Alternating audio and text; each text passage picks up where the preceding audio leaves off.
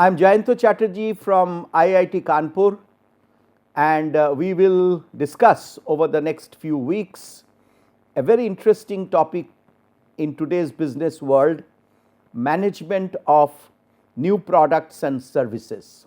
Really speaking, products and services in day-to-day language, we kind of look at them differently, but as the world is evolving, a better way of classifying will be goods and services, which means that the concept of product, it embraces both tangible and intangible aspects.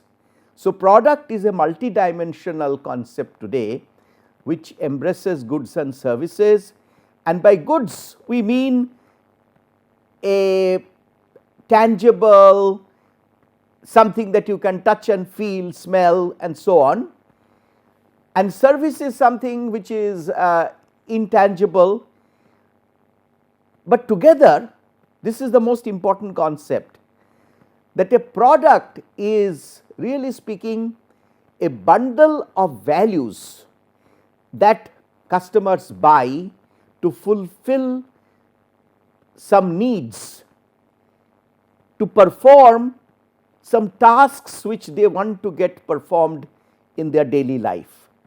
So, they buy a bundle of value, not exactly either product or service. The customer does not care what you call, how you classify, as long as the need is fulfilled, customer job is done. So, therefore, a bundle of physical goods, services, symbolic attributes all put together that satisfy the customer's wants and needs will be what we will be dealing with in this particular course. And we will particularly look at more in detail about new products. We will look at products as they mature. We will products in the decline stage, and again to repeat, both intangible work that the customer needs to be done, or tangible part of it which the customers can hear, smell, touch, taste, all that will be considered as a continuum which we call the goods service continuum. What is this goods service continuum? For example, this particular discussion that we are participating in, this teaching is in a way a pure service, which means it is knowledge that is getting exchanged between you and me, and this knowledge is not something that you can really touch or feel or smell, but to reach you, I am now in a studio, I am facing the camera, I am talking to you, and when you are listening to me, you are using a computer or a smartphone or some other internet enabled device, which means that to make this intangible knowledge exchange happen, we actually use some form of different types of physical tangible products. So, really speaking, there are really very difficult to find examples of pure goods. Some textbook talks about salt, for example, say it is pure goods, and when we talk about a musical concert or a teaching session, learning session, we will say it is pure service. But as I discussed just now, in reality, to make that intangible happen, we will use tangible aspects, and to make a tangible product interesting, distinguished or distinctive, we will often use service.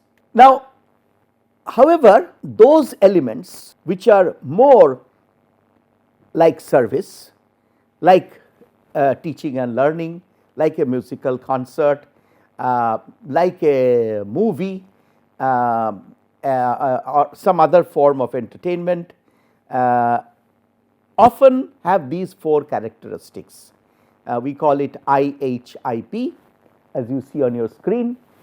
The I, first I, stands for intangible, and intangible we just discussed, things that you can't really specify or conceptualize using one of the five senses.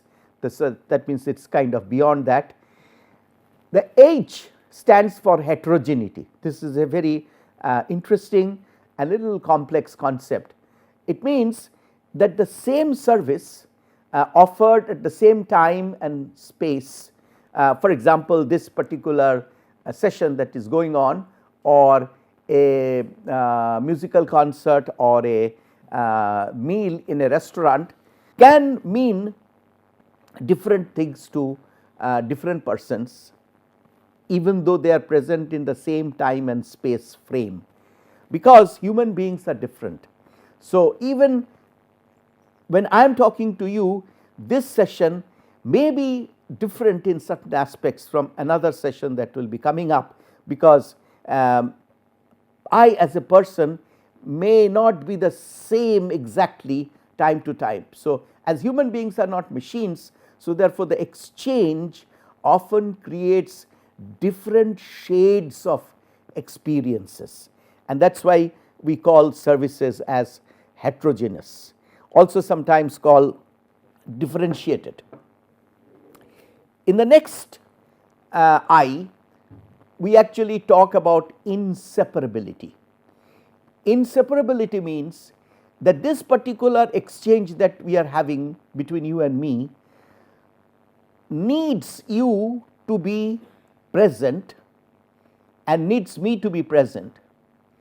And in today's world, however, in the past or even today, like suppose you have a haircut, then the person who is styling your hair and you must be present in the same salon in the same time. So, therefore, time and space bring two of you together.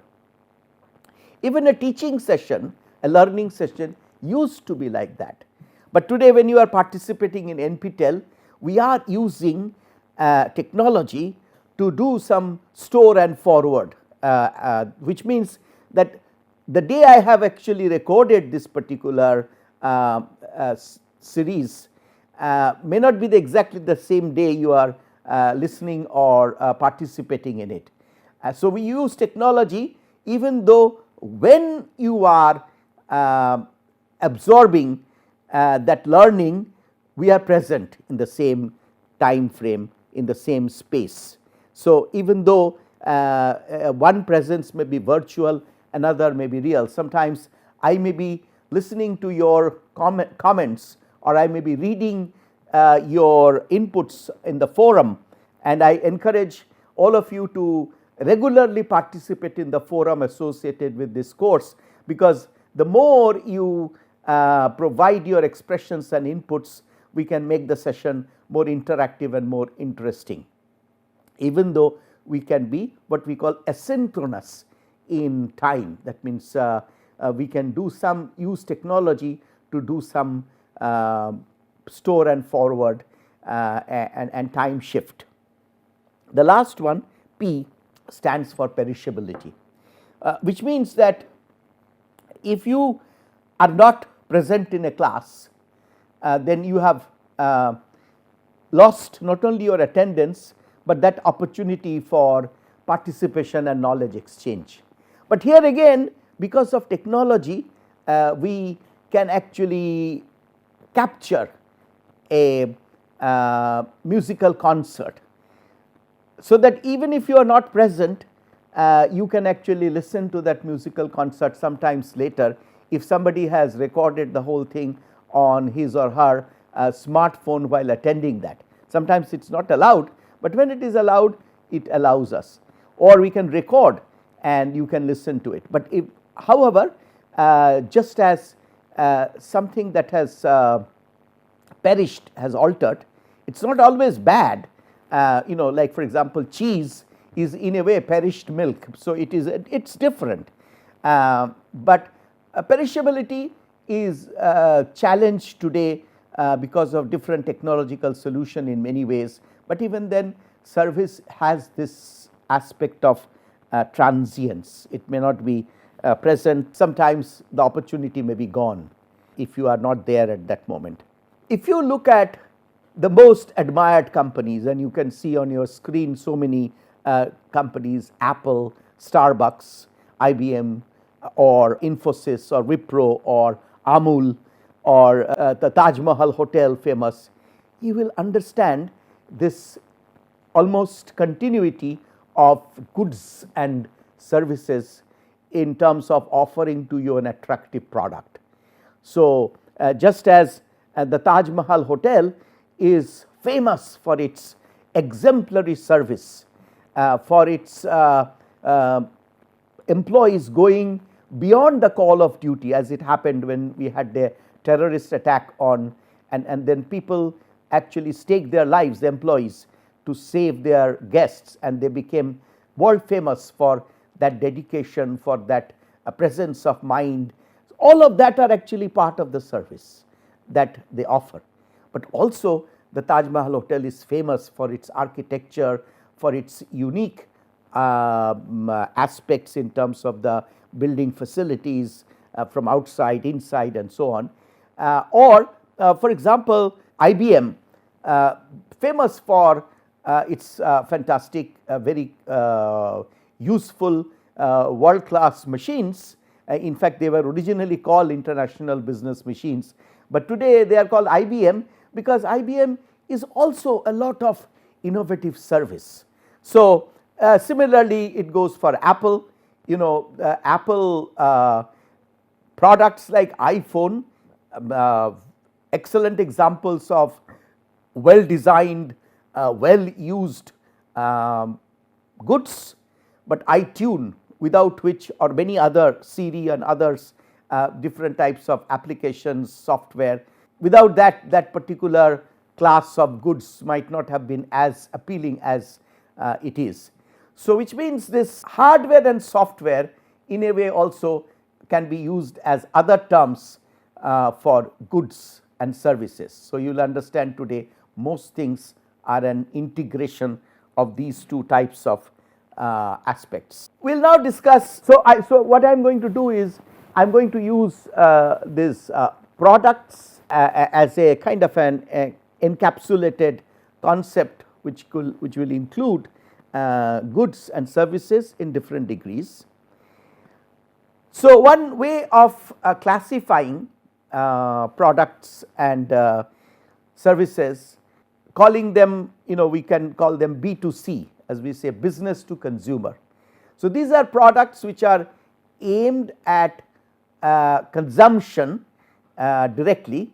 That means from a biscuit manufacturer through a channel, it reaches you, and you as the buyer, you are also the consumer, and so it is for ultimate consumption. Whereas B2B or business to business are products which are not directly consumed. For example, that biscuit will have some natural ingredients like wheat or sugar or coloring, edible colors. It can also include some flavoring. Now, those you cannot directly consume, the vanilla flavor for example, or the raw wheat, or the coloring agent, you can't consume them directly. So, they are actually therefore going through a sale, a transfer, and then some processing, some conversion to ultimately become consumable by an individual. Which means again this is a kind of a continuum.